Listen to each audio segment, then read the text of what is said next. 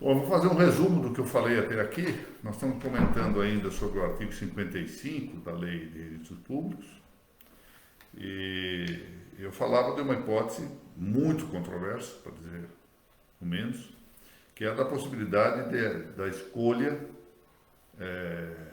totalmente livre do sobrenome. Havia aqui em São Paulo um entendimento de. Eu digo isso porque se trata de um jurista que nós tivemos aqui de grande valor pessoal, valor também na condição de estudioso, pensador do direito, que foi o desembargador, saudoso desembargador José Geraldo Barreto Fonseca. E ele sustentava que a lei não obrigava a escolha de sobrenome que já fosse do ramo familiar, que era perfeitamente livre o declarante para impor a criança recém-nascida o prenome e o sobrenome que bem entendesse. E exatamente sustentava isso pela ausência de norma legal impositiva de comportamento diverso. Em contrário a isso, alguns entendem extrair do próprio artigo 55 uma compreensão ad generale sensu, ou seja, é uma forma de compreender as normas, que expande pelo seu sentido geral. E quando a lei determina que o próprio registrador atue na omissão do declarante em indicar o sobrenome, dizendo qual sobrenome deve constar após o prenome do recém-nascido, dizendo que deve ser o nome do pai ou da mãe, ou seja, sobrenome ou apelido do pai ou da mãe, já isso serviria para assinalar a orientação compulsória dada pela lei, no sentido de que também os pais deviam ter feito uma coisa ou outra. Bom, eu vou acrescentar um outro argumento, mas antes disso queria observar uma hipótese que me parece, em todo caso, cabível. É a de rebuscar um sobrenome familiar que foi omitido ao longo do tempo. Então, eu mencionei aqui o meu próprio caso. Eu tenho na família, do lado materno, um apelido, um sobrenome que acabou sendo omitido ao longo do tempo e não está no meu sobrenome, que é o sobrenome Bulhões. Eu até teria um gosto pessoal de ter o nome Bulhões acrescentado ao meu apelido, por se tratar, e efetivamente é assim, de uma origem ligada a Fernando de Bulhões, a família de Fernando de Bulhões. E Fernando de Bulhões, que é conhecido também na vida religiosa, né? Foi um franciscano, como Santo Antônio de Lisboa, ou Santo Antônio de Pádua. Bom, essa é uma hipótese, teria pelo menos uma justificativa.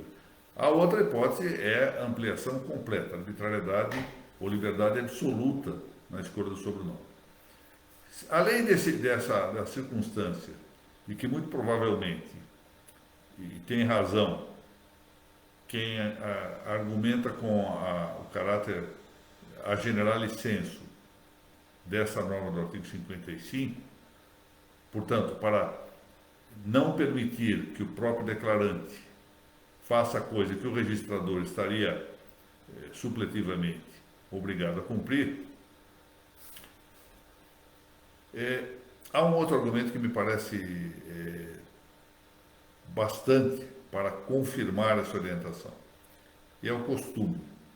No Brasil, há o costume de atribuir-se o sobrenome do pai ou da mãe para o recém-nascido. E o costume sendo um uso uniforme, reiterado, com a nota de compulsividade, possui, portanto, força bastante para justificar essa vedação de liberdade absoluta. Isso é uma liberdade, portanto, limitada, restrita na escolha do sobrenome. E eu, exatamente no momento que fui avisado, felizmente, de que não havia som, agora parece que há som. Ótimo, ótimo. Mencionava que o Código de Registro Civil de Portugal nos dá aqui uma trilha muito interessante, que podemos jogar como, digamos, como um adminículo na argumentação, em duas disposições que nós encontramos nele. Uma no artigo 127º, ao dizer que o nome do registrando será indicado pelo declarante quando este ou não queira fazer pelo funcionário perante quem foi apresentada a declaração. Mais ou menos aqui o que vigora no direito brasileiro. Então, o declarante não quer atribuir o nome, e então o funcionário perante o qual a declaração é feita indica esse nome. Mas como será feito quanto aos apelidos ou sobrenome? Aí vem o item 5º do artigo 128º desse Código do Registro Civil português. Os apelidos são escolhidos entre os que pertençam a ambos ou só a um dos pais do registrando, ou a cujo uso qualquer deles tenha direito, podendo na sua falta escolher-se um dos nomes por que sejam conhecidos. Olha que há 3 critérios. Vai escolher entre o nome, sobrenome do pai ou da mãe, não só aquele que consta já de um registro, mas o nome também pelo qual seja conhecido. Ou a que tenha direito a utilizar. Temos que verificar os casos em que alguém tivesse direito de utilizar um sobrenome, e acaso não utiliza, mas tinha direito de fazê-lo, ou é o nome pelo qual é conhecido na vida social. Então, faz-se juntar esse sobrenome, esse apelido, ao nome do recém-nascido, porque é o nome pelo qual o pai, por exemplo, é conhecido, embora, eventualmente, esse nome não conste do registro do próprio pai. Bom, mas vejam como a regra continua aqui no item 6º, desse artigo 128º, de composição do nome. Se a paternidade não se encontrar estabelecida, poderão ser atribuídos ao registrando menor apelidos do marido e da mãe. Prossegue o item 7º. Se os pais do registrando forem desconhecidos, a escolha obedecerá ao disposto em um artigo 135º, que diz o seguinte: compete ao funcionário que lavrar o assento atribuir ao registrando um nome completo, constituído no máximo por 3 vocábulos, devendo escolher de preferência entre os nomes de uso mais vulgar, ou derivá-los de alguma característica particular do registrando, ou do lugar em que foi encontrado, mas sempre de modo a evitar denominações equívocas ou capazes de recordarem a sua condição de abandonado. É interessante.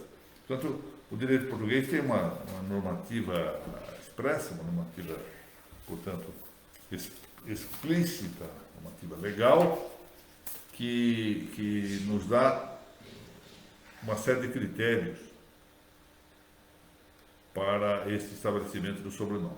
Bom, no caso do parágrafo único do artigo 55, que é o que nós estamos tratando, ali se refere ao prenome, e está dito nesse parágrafo único do artigo 55 da Lei de 6.015 que os oficiais do registro civil não registrarão prenomes suscetíveis de expor ao ridículo seus portadores. Essa é a primeira parte.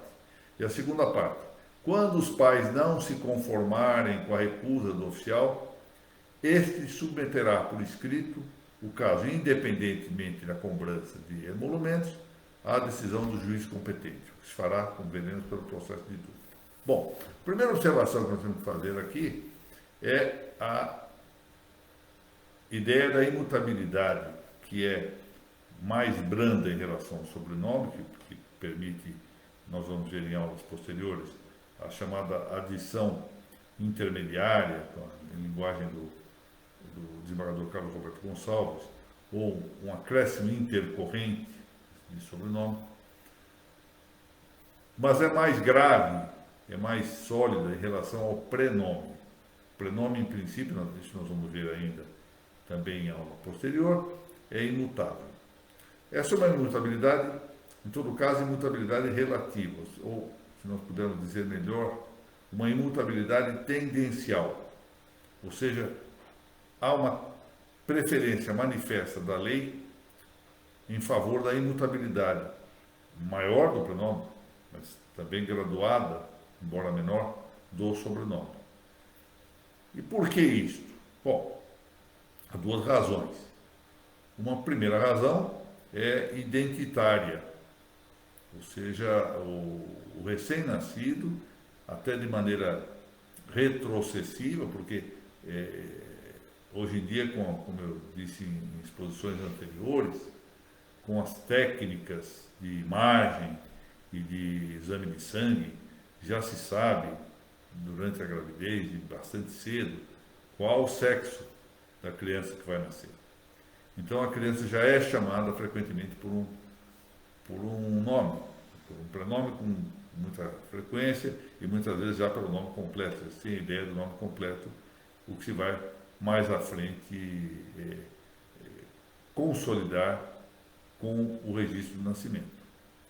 Muito bem.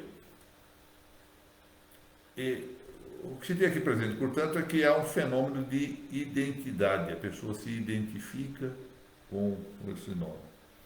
Eu estava me lembrando que uma passagem muito interessante do Antigo Testamento, em que um menino que estava a serviço do sacerdote Eli, desde cedo colocado para o serviço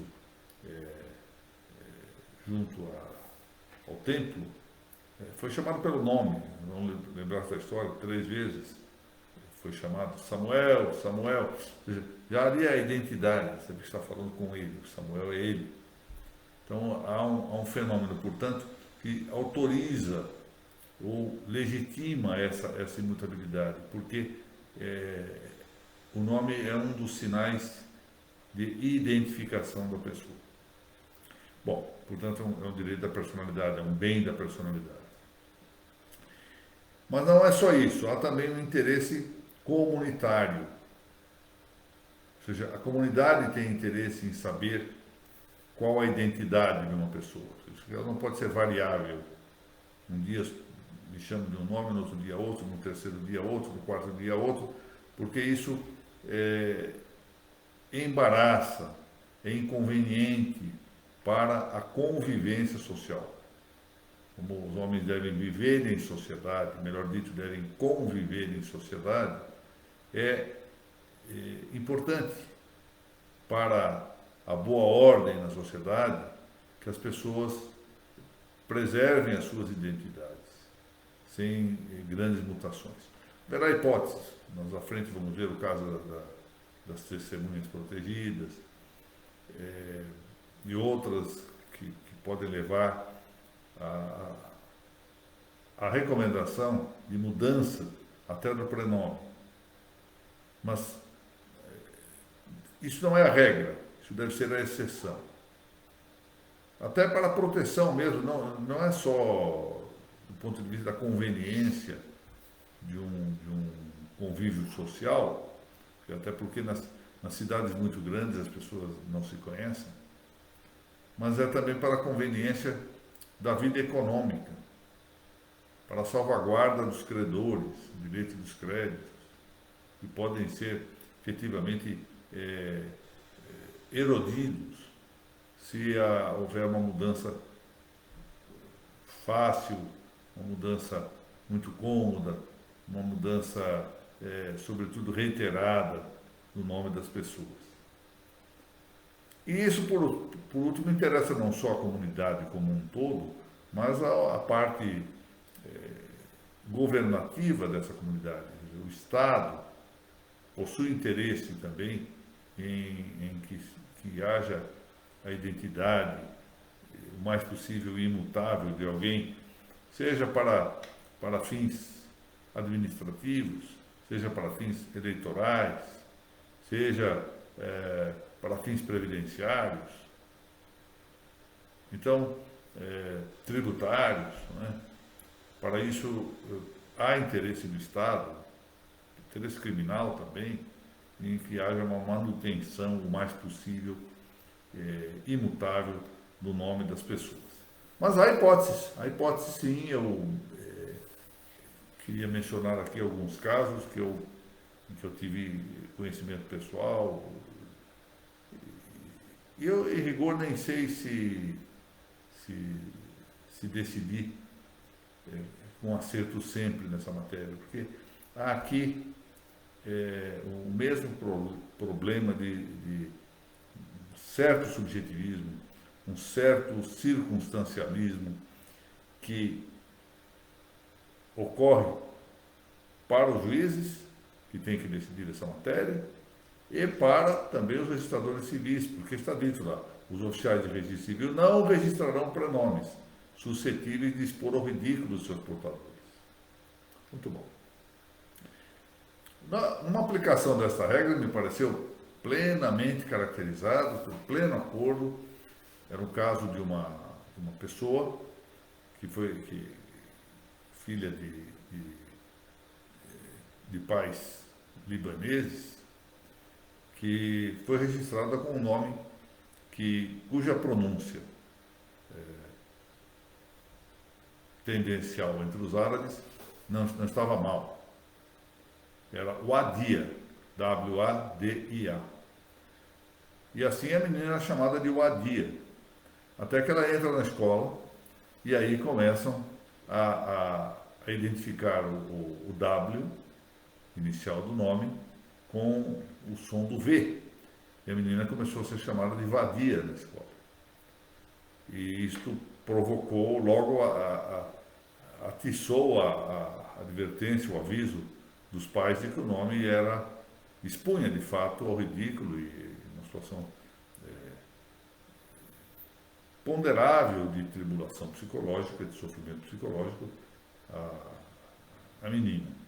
Então postularam com êxito a mudança de seu prenome, mais do que justificável, a meu ver, nesse caso.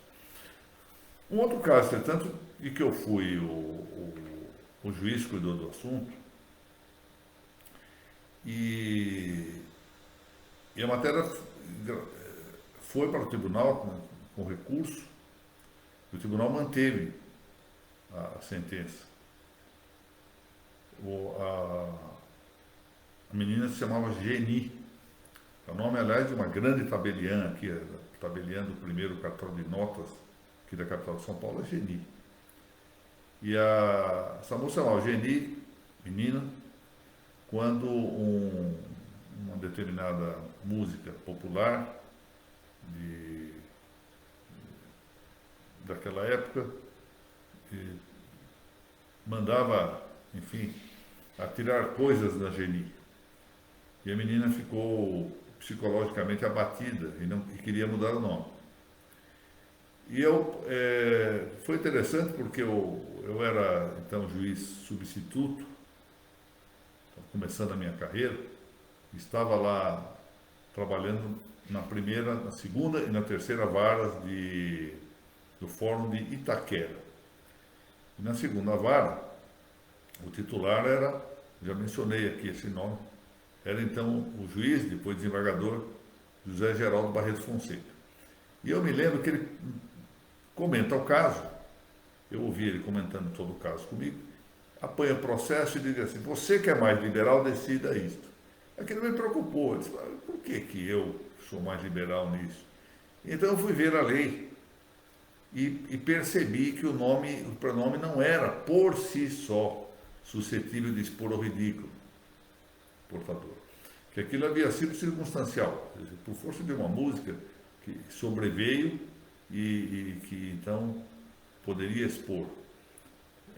De fato, poderia levar a essa exposição, mas não me parecia que fosse razoável essa mudança, sem mais nem menos.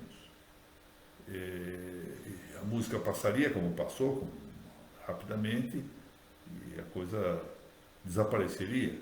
Uma coisa diversa se dava com o primeiro caso, em que havia que eu mencionei aqui, da Wadia, em que havia uma certa permanência, uma certa continuidade, uma certa durabilidade ou perdurabilidade da causa que expunha o ridículo. Esse outro caso era algo superveniente, de fato que se revelou de pouquíssima duração. E eu entendi. Eu não sei como é que hoje eu decidiria, francamente, mas naquela altura eu decidi que era a hipótese de indeferir o pleito. Houve indeferimento e o tribunal confirmou a minha decisão. Mas eu confesso que não é algo que diga, não, isso aqui está absolutamente certo, tenho absolutamente certeza disso. Não, não sei. Isso põe à mostra, então, a grande dificuldade que tem o registrador civil, muitas vezes, de obstar um prenome. Existem nomes, a internet divulga listas de nomes engraçados, 1, 2, 3, de Oliveira 4, todo mundo menciona isso. O eminente desembargador Benedito Silveira Ribeiro, um trabalho apresentado em 1997, elenca uma série de nomes também curiosos. Então, isso, se não houver um paradigma objetivo a que referir o prenome, é difícil ao registrador indicar que haja uma suscetibilidade de exposição ao ridículo. Não pode ser uma coisa, não gosto desse nome, ou não gosto da conjunção do nome composto, dois pronomes, é um prenome composto, quer dizer, duas palavras que o registrador acha que não pode ficar juntas. Bom, então há aqui um campo de difícil avaliação. Alguns casos são manifestos, outros são duvidosos. E por isso mesmo, há a possibilidade de o oficial do registro recusar-se, de maneira que deve fazê-lo fundamentadamente, e se os pais não se resignarem com essa recusa, o que os pais fazem é requerer ao oficial do registro que apresente ou submeta o caso ao juiz competente. Aqui é um caso típico de processo de dúvida, é exatamente esse o processo de dúvida. Pelo registrador civil, uma qualificação negativa do registro pretendido. Ele qualifica negativamente e quando não há resignação dos pais, os pais dizem, olha, isso tem que ser solucionado. Bom, eu não posso solucionar, e eu então vou submeter o caso por escrito. Esse por escrito significa fundamentadamente. E diz a lei aqui antecipando que não cabe cobrar emolumentos por isso. E atenção, de modo geral, é que uma boa parte, uma parte considerável daqueles que procuram o registro civil acabariam cedendo às exigências se tivessem que pagar os emolumentos correspondentes ou as custas judiciais, melhor dizendo, correspondentes ao processo que se vai instalar. Esse é um processo de dúvida. O processo de dúvida é um processo de caráter administrativo, que é decidido em primeiro grau pelo juiz corregedor permanente ou juiz diretor do fórum, conforme a variação das leis locais de organização judiciária, e do qual o processo de dúvida participa também o promotor público. E portanto, da decisão do juiz, sendo processo de dúvida, caberá apelação, etc. E aí a coisa deve ser examinada com devido cuidado, ao tratarmos lá à frente do artigo 198 e seguintes da mesma lei de registros públicos. Bom, então, com isso eu quero aqui excusar-me, embora tudo leve a crer que a falha não foi nem do meu computador e nem do computador dos senhores que me avisaram tão gentilmente da falta de som. Eu penso que foi um problema do próprio Facebook, tanto que voltou a funcionar normalmente, sem que eu tivesse feito. Aliás, quero agradecer aqui ao meu genro, o Léo Capolete, que veio aqui tentar resolver aqui, ajudar a solucionar esse problema. Bom, novamente lembrando que a ARPEN do Estado de Goiás realizará no dia 9 de abril um simpósio. Eu tive a honra de ser convidado a participar desse simpósio. Falarei ali, se Deus permitir, sobre a responsabilidade civil dos notários e registradores. Quero agradecer aqui muitíssimo à diretoria da ARPEN, o Dr. Bruno Quintiliano da Silveira, a Evelyn Valente, pelo patrocínio que dão a esses nossos encontros quinzenais aqui nessa prestigiosa página. Vamos ver se começamos a a ter mais gente aqui. Essa mudança do Instagram para o Facebook desagregou, desconvocou boa parte do público que nós tínhamos. Dr. Rodrigo Pacheco Fernandes, grande nome do direito registral paulista, em altos voos intelectuais e com uma expectativa, quero crer, muito boa de rápida progressão na carreira. Prezada doutora Mônica Maria Guimarães de Macedo Dalla Vecchia, presidente da Norégia do Paraná, integrante da Academia Paranaense de Direito Notarial e Registral, muito obrigado pela presença. Aqui voltou o som já veio, agora com som, está ótimo.